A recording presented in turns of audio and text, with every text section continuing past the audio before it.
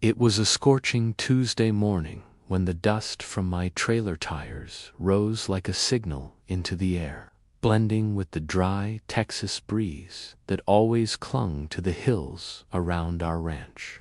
I was helping my wife back the horse trailer up our long gravel drive when the screech came, not from the brakes, from a throat.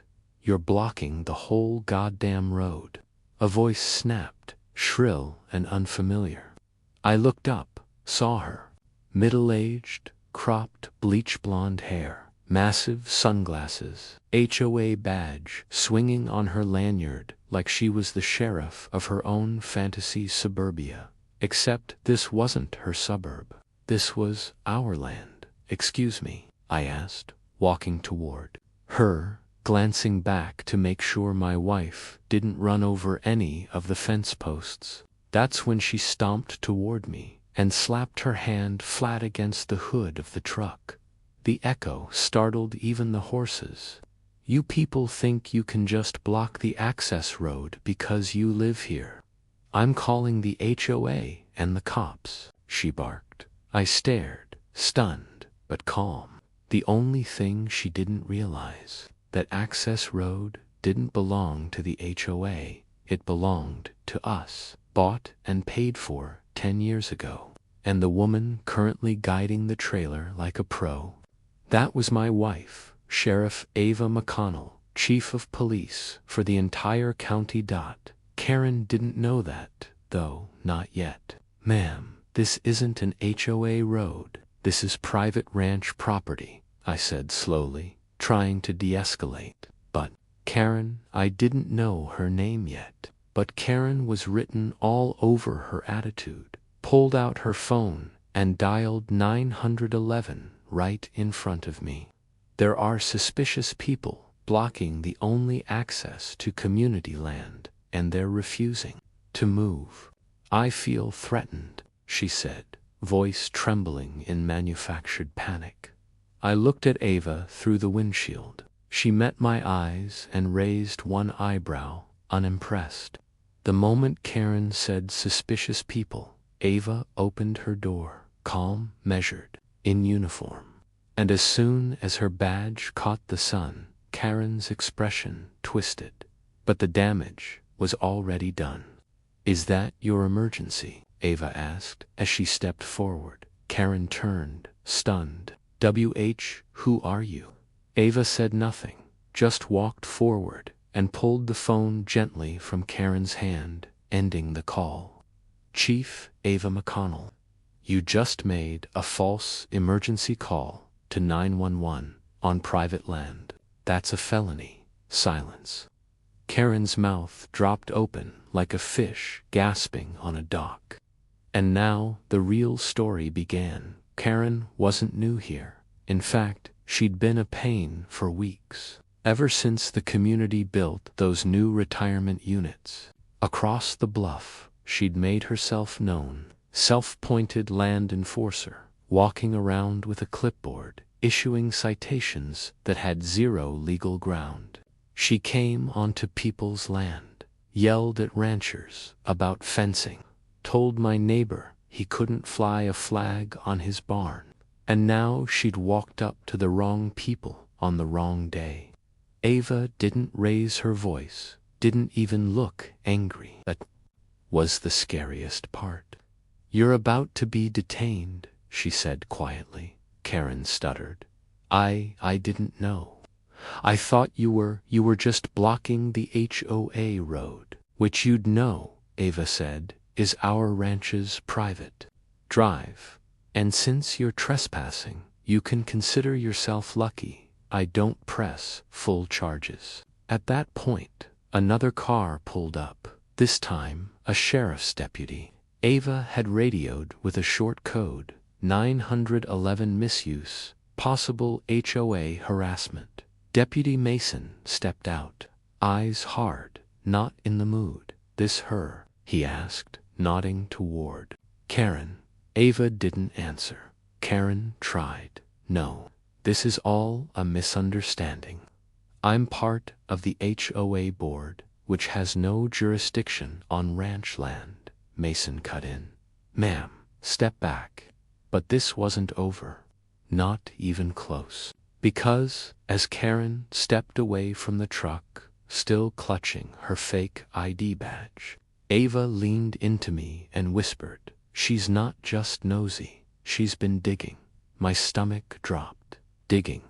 Ava nodded. Got a report yesterday. Some HOA member tried pulling county land records and filed a complaint to have our road labeled shared access. She's been planning something bigger. My blood boiled. This wasn't just a confrontation. It was the start of a land dispute, a full-on battle. And Karen had just declared war on the wrong damn people. We didn't let her off. Ava pressed charges for the 911 misuse, and while Karen wasn't cuffed yet, she was read her rights and told to appear in court. She shrieked about harassment, HOA authority, and not being treated like this, but none of it mattered. The officers didn't budge. As the sun crept higher and the horses neighed in the trailer, Karen was escorted off our property. But she wasn't done. As she got into her SUV, she shouted, "You haven't seen the last of this. I'll make sure your so-called private road is reviewed by the board." She drove off in a storm of dust. I looked at Ava. She didn't smile. She looked at the horizon and muttered, "She's going to file something, and it's going to be messy." And it was. 3 days later, the letter arrived. It wasn't from the HOA, not directly. It came from the county assessor's office. Official seal. Legal tone. And one paragraph stood out like a shotgun blast in silence. Notice of disputed easement access. Temporary. Review of private entry designation. I handed it to Ava in the kitchen, steam rising off our morning coffee, and I didn't have to say anything. Her eyes scanned it once, then again, then slowly lowered the paper and looked at me. She filed it, and they took the bait. That was all she said.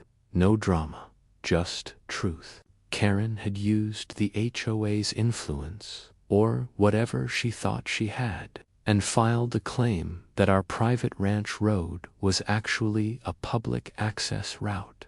It was a lie, a total fabrication.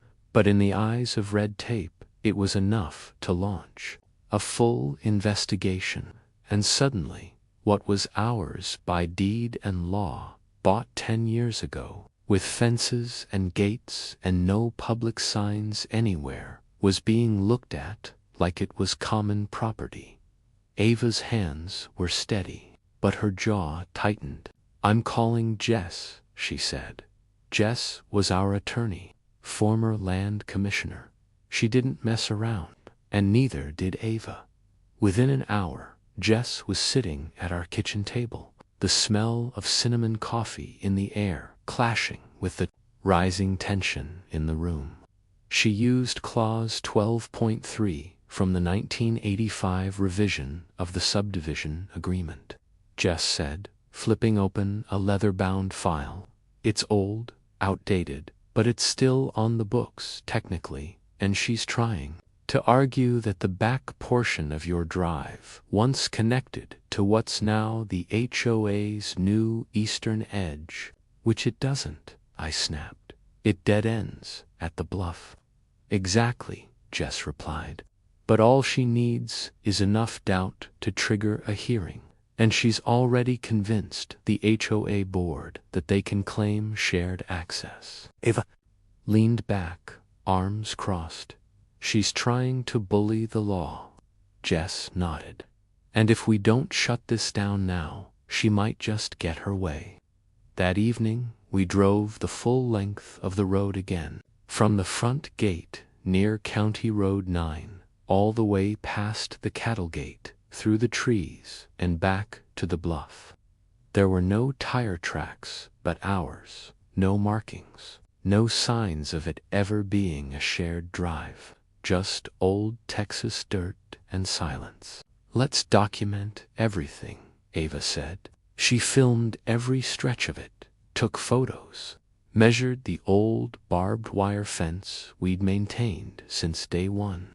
And then, right as the sun dipped behind the hills, she pointed to something strange. Look at that. It was fresh. A PVC stake planted behind our far fence line, bright pink ribbon, and a note stapled to it. We climbed over the fence and read it. It said, "Preliminary marking pathway, evaluation pending, HOA review, pending county approval." She marked our land, Ava said, voice flat. She's treating this like it's already hers. And now it was personal. The next day Karen was back. She wasn't alone. This time she brought 2 clipboard-carrying HOA board members. They parked outside our gate, not on our land, just close enough to wave their clipboards like they were holding court. Ava and I stood by the fence, waiting. Karen grinned. This is just a courtesy. The HOA is reviewing all border paths. We'll need temporary access to walk the lines. Ava shook her head. No, you're not stepping foot on this property. Karen chuckled. Oh, honey, that's not up to you anymore. Ava didn't blink. Actually, it is. Until a court order says otherwise. This land remains private, and unauthorized entry is trespassing. One of the board members cleared his throat. We'd prefer not to escalate things. Ava showed her badge. I don't mind escalation. That shut them up.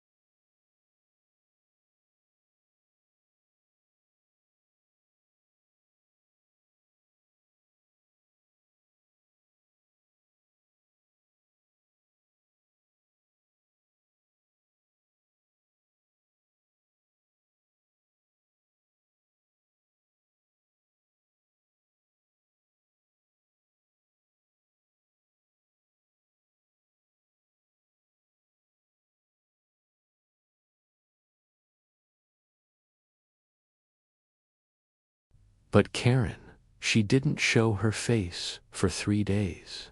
Then, on Monday afternoon, we saw her, not on our land, but at the HOA clubhouse. She stood in front of a crowd of angry residents who were now demanding answers. She tried to talk. They shouted. She tried to play victim. Someone threw her own flyer at her feet. You lied to all of us. You nearly got that vet arrested. You dragged us into a lawsuit for what? It was chaos, raw, public, the kind of reckoning you can't recover from. Ava watched from the truck window, emotionless. That's what happens when you fake your power, she muttered. Eventually, real authority shows up. That night, we grilled steak under the stars. Our road was quiet, our fences unbroken. The horses walked calmly under the full moon. But the war had changed us.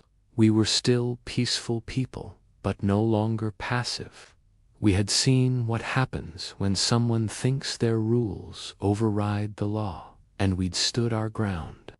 Not with fists, not with threats, but with truth, patience, and just enough force to push back when they pushed too far. But as we put the dogs inside and turned off the lights, Ava said one more thing, quiet, serious. She'll try something again.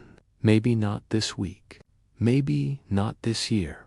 But people like that don't give up. They wait. I nodded. Then we'll be ready. It started with a knock on the door. Not loud, not fast. Just steady 3 soft taps. Enough to raise the hairs on my arms because of what we'd been through. Ava looked up from her notebook. Gun cleaning kit still open on the table. I stepped to the door and looked through the peephole. A man in a gray suit stood on the porch, clean-cut, clipboard in hand. Behind him, a black Suburban idled quietly on the gravel. Government plates. I opened the door slowly. Can I help you? He gave a calm smile. Mr. McConnell. I'm from the state attorney's office. We'd like to speak with your wife regarding the HOA case. Ava was already behind me, badge around her neck, posture straight, like it always was when the state came knocking. What's this about? She asked plainly. He didn't hesitate. It's about formal charges against Karen Halbrook for HOA abuse, attempted property fraud, and falsification of public documents. For the first time in weeks, I exhaled and smiled. The system hadn't just seen us, it was acting. The next week unfolded like something out of a legal drama, but this wasn't fiction. Karen was served at her home in full view of the neighbors, standing in her bathrobe, screaming as a plainclothes officer handed her the envelope. She tore it in half on camera, thinking that meant something. It didn't. The video hit local Facebook groups within minutes. Everyone in the subdivision saw it. Everyone. The comments came pouring in. About time. She threatened my daughter for walking a dog. She made our lives hell. It wasn't just our story anymore. It was everyone's. People she had bullied for years were finally stepping forward. The Johnsons down the road, whose fence she tried to forcefully remove. The Ramirez family, who moved away after months of HOA harassment letters. Even Mr. Hollis gave a public statement. She called me a relic and told me I didn't matter, he said to the news cameras. But I'm still standing, and she's going down. By the end of that week, Karen was facing 3 misdemeanor charges and 1 felony, the latter, forging documents to influence land claims. Her own son had cut a deal with the DA and gave a full written confession about the night he and his buddy trespassed on our land. My mom told me to dig a trench and make it look like a utility path, he wrote. said it would force the board to call an emergency vote. Ava read it twice and tossed it onto the table. She weaponized her own kid, she muttered. This goes deeper than petty HOA power. And it did, because what we didn't know, what came out in the middle of the investigation, was that Karen had been skimming HOA funds for years. Small amounts, $100 here, $250 there. But it added up. Over $18,000 missing. Redirected to event budgets that never produced receipts, fake invoices, shell accounts. A forensic accountant from the DA's office found it all, and when they laid the numbers out in front of the interim HOA board, jaws dropped. This is fraud on every level, the acting president said. We owe this community more than an apology. We owe them justice. Ava sat quietly in the background of the town hall where it all came out. No badge, no grandstanding, just watching. But when they opened the mic for community members, people lined up to talk about her, to thank her. A woman in her 60s cried as she spoke. Your wife stopped her. She stood up for all of us. I squeezed Ava's hand under the chair, but she didn't show anything. That was her way, steady, even in the storm. But justice wasn't just about Karen. It was about fixing the system that let her thrive. So we helped the community draft new bylaws, a formal oversight committee, financial audits, clear boundaries between HOA rules and private land rights, and most important, live term limits for board members.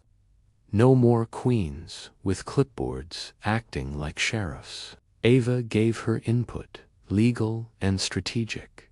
Jess helped write the language, and when the new charter passed, it was unanimous. People clapped, people hugged, and a community that had once been afraid now stood tall. Karen's court date came 6 weeks later. We didn't go to the trial, but we followed every moment. The courtroom sketches made the news. Karen sitting stiff and pale, trying to hide behind her lawyer as testimony after testimony painted her legacy of deceit. The state offered a plea. She took it. No jail time, but 5 years probation, mandatory restitution, and permanent removal from any HOA leadership in the state.